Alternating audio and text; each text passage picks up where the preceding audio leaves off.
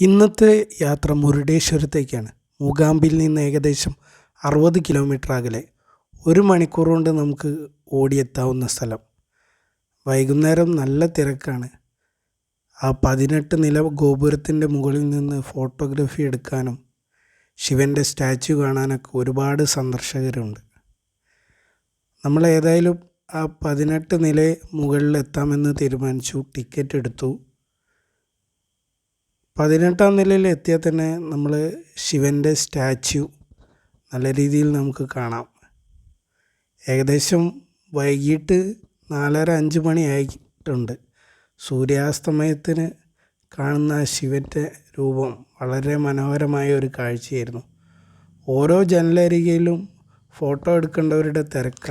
തിരമാലകളൊക്കെ കരയിലേക്ക് ഇങ്ങനെ തഴുകി എത്തുന്നുണ്ട്. നല്ലൊരു കാഴ്ചയാണ്. 3 ഭാഗവും കടലാൽ ചുറ്റപ്പെട്ടതാണ്. ക്ഷേത്രത്തിൽ ഫോട്ടോഗ്രാഫി പാടില്ല എന്നൊക്കെ എഴുതി വെച്ചിട്ടുണ്ട്. എന്നാലും എല്ലാവരും ക്ഷേത്രത്തിനകത്തൊക്കെ ഫോട്ടോ എടുക്കുന്നുണ്ട്. ക്ഷേത്ര ദർശനത്തിനായി നമ്മൾ അകത്തേക്ക് പ്രവേശിച്ചു. നല്ല രീതിയിൽ കൊത്തുപണികളും എല്ലാം ഉള്ളൊരു ക്ഷേത്രം. അവിടെ നിന്ന് നോക്കിയാലും നമുക്ക് ആ ശിവൻ്റെ സ്റ്റാച്യു നന്നായി കാണാം. നമ്മൾ പുറത്തിറങ്ങി. നമ്മുടെ നാട്ടിൽ വിവാദമായ ഫ്ലോട്ടിംഗ് ബ്രിഡ്ജ് ഇവിടെയും ഉണ്ട്. തിരമാലകൾ അധികമായതുകൊണ്ട് തന്നെ സന്ദർശകരെ ആരും അങ്ങോട്ട് അനുവദിക്കുന്നില്ല.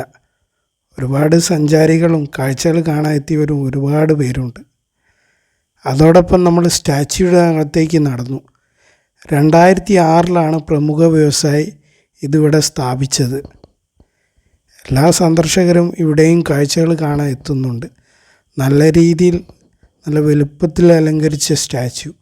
അതുപോലെ തന്നെ പല ക്ഷേത്രങ്ങളുടെയും ഐതിഹ്യം ആ സ്റ്റാച്യുവിനുള്ളിൽ ചിത്രീകരിച്ചിട്ടുണ്ട്. ആ കാഴ്ചകളും വളരെ മനോഹരമായിരുന്നു. ഏകദേശം ഒരു 3:30-4 മണിയോടെ മൂകാംബിയിൽ നിന്ന് തിരിച്ചാൽ 1 മണിക്കൂർ കൊണ്ട് തന്നെ 5 മണിയാകുമ്പോഴത്തേക്കും നമുക്ക് ഇവിടെ എത്തിച്ചേരാം. നല്ല സൂര്യാസ്തമയവും കണ്ടു മടങ്ങാം. മൂകാംബി സന്ദർശിക്കുന്നവർ മുരുടേശ്വരം സന്ദർശിക്കാൻ മറക്കരുത്.